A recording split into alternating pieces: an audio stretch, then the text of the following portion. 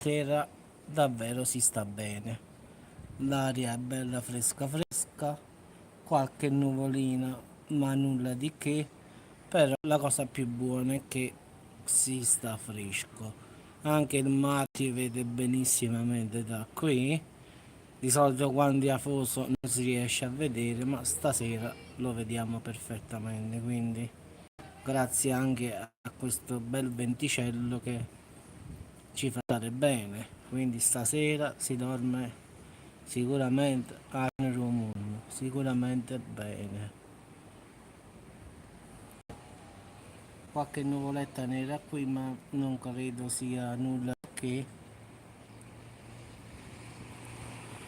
questo bel venticello proprio ti fa stare bene. Spero che anche da voi sia così, perché qui a Salerno perlomeno per la prima volta dopo 15 giorni si respira un po'. Quindi il sole già è tramontato da un po' dietro a queste nuvole, una serata davvero piacevole. Con questo vento vedete anche la bandiera che si muove, quindi si sta bene proprio.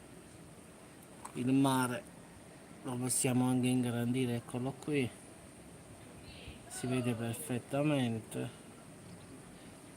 Di solito quando è afoso il mare non si vede da qui, invece stasera lo vediamo. È stata una giornata, ragazzi, nel vero senso della parola, tranquilla, fresca. Se fosse tutti i giorni così, metterei la firma già adesso. Ma dicono che domani già farà caldo, quindi godiamoci questa serata. Anche da voi il clima sia un po' più fresco del solito. Qui si sta veramente bene. Ciao a tutti ragazzi e buona serata.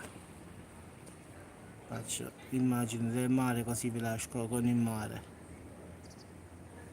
Buona serata ragazzi. Ciao Ale.